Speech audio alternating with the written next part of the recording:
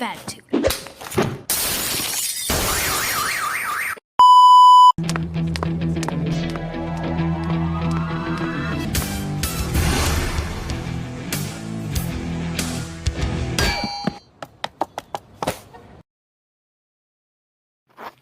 Assalamualaikum warahmatullahi wabarakatuh. Selamat pagi teman-teman dan Pak Irfanuddin, MPD. Izinkan kami membuka pembelajaran perkuliahan hari ini dengan video singkat. Kami, kelompok 5, akan menjelaskan mengenai mazhab sosialisme dalam sejarah pemikiran ekonomi, mulai dari definisi, tokoh-tokoh, hingga pengaruh terhadap ekonomi dan politik. Oke, presentasi ini terdiri dari 4 bagian utama, yaitu definisi dan latar belakang sosialisme, konsep sosialisme utopis, pemikiran tokoh-tokoh, dan pengaruhnya. Oke, kami akan membahas definisi dan latar belakang sosialisme terlebih dahulu. Apa itu sosialisme dan mengapa sosialisme bisa terjadi? Dahulu pada masa revolusi industri, muncul sistem kapitalisme yang menekankan kepemilikan pribadi dan persaingan bebas. Sistem ini memang membawa kemajuan industri, tetapi juga melahirkan ketidakadilan kepada buruh, karena mereka merasa dieksploitasi dengan jam kerja yang sangat amat panjang, dengan upah yang minimum dan rendah.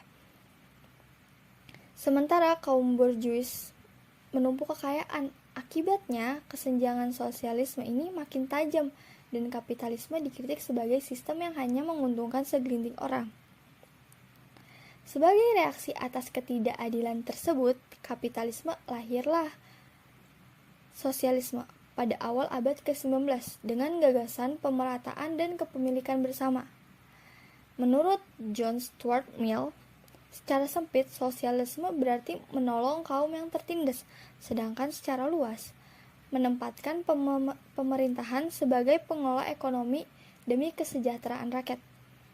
Sebelum munculnya sosialisme ilmiah ala Marx dan Engels, berkembang terlebih dahulu sosialisme pra-Marxisme, atau biasa disebut utopis, yang membayangkan masyarakat ideal tanpa kelas, meski masih bersifat moral dan imajinatif. Jadi, tujuan sosialisme itu menghapus eksploitasi manusia, menjamin kesejahteraan masyarakat secara merata, dan menciptakan masyarakat tanpa kelas. Jadi tidak membedakan kaum atas dan kaum bawah. Selanjutnya yang kedua ada konsep pemikiran pra-sosialisme atau sosialisme utopis. Sebelum Marx dan Engels dengan teorinya terkenal itu, sudah ada dulu aliran yang disebut dengan sosialisme utopis. Intinya mereka membayangkan masyarakat yang damai, adil, semua orang setara dan gak ada perbedaan kaya miskin.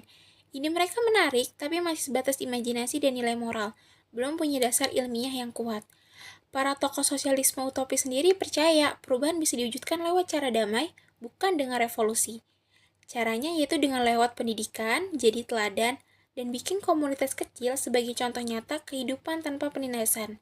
Bisa dibilang mereka pengen nunjukin bahwa hidup rukun dan adil itu mungkin. Mereka juga banyak mengkritik kapitalisme industri karena dianggap bikin pekerja menderita dan hanya menguntungkan pemilik modal. Sebagai gantinya, mereka membayangkan masyarakat yang lebih harmonis, kayak kepemilikan bersama, kerjasama lebih penting daripada persaingan, dan semua orang punya kesempatan hidup layak tanpa ditindas. Sebelumnya kita udah bahas tentang sosialisme utopis yang isinya masih berupa bayangan masyarakat, tapi belum punya dasar ilmiahnya. Nah, di sini kita bakal lihat gimana para tokoh kayak Robert Owen, Carles Fourier, terus ada Les Blanc, yang nggak cuma berteori, tapi juga benar-benar berusaha ngejalin idenya. Pertama ada Robert Owen. Dia ini seorang industrialis dari Wales yang percaya kalau lingkungan sosial bisa banget ngebentuk karakter manusia. Makanya di pabrik yang dia kelola ini, Owen gak cuma fokus cari untung. Ia mengurangi jam kerja, melarang pekerja anak, dan bahkan menyediakan pendidikan serta rumah layak buat buruhnya. Ia juga sempat mencoba bikin komunitas ideal bernama New Harmony di Amerika. Walaupun gagal, idenya tetap merangsang lahirnya gerakan koperasi dan serikat buruh. Terus yang kedua ada Carles Fourier, filsuf sosial asal Prancis yang super imajinatif. Fourier nggak suka sama sistem industrial kapitalis yang dianggap bikin hidup monoton dan membosankan. Ia punya ide komunitas namanya PAL Center. Bayangin deh, sekitar 1.620 orang hidup bareng, kerja sesuai minat dan bakat masing-masing. Terus hasilnya dibagi adil, tujuannya biar semua orang bisa bahagia sambil bekerja. Nah, yang ketiga ini ada Lois Blanc dari Prancis juga. Ia punya ide keren yang disebut lokal karya sosial atau social workshop. Intinya negara harus bantu dan menjamin hak setiap orang untuk bekerja, termasuk menandai tempat-tempat kerja itu. Bisa dibilang, Blanc adalah salah satu pelopor sosialisme negara atau state sosialisme. Dari Owen, Fourier, and Blake, kita bisa lihat bagaimana sosialisme mulai nggak cuma jadi angan-angan, tapi juga jadi ide dan percobaan nyata yang memberi inspirasi buat sosialisme berikutnya. Selanjutnya, pengaruh pemikiran tokoh-tokoh sosialisme. Memahami pengaruh pemikiran tokoh-tokoh sosialisme ada dua.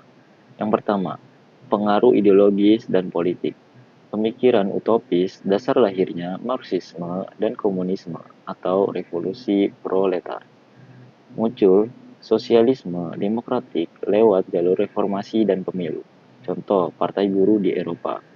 Selanjutnya yang kedua, pengaruh sosial dan ekonomi. Ada tiga. Yang pertama, kritik sosialis. Mendorong lahirnya serikat pekerja dan perlindungan buruh. Jam kerja, upah minimum, dan larangan bekerja anak. Yang kedua, gagasan welfare state. Negara wajib menjamin kesejahteraan, pendidikan, kesehatan, dan jaminan sosial. Terakhir, yang ketiga, muncul ekonomi campuran.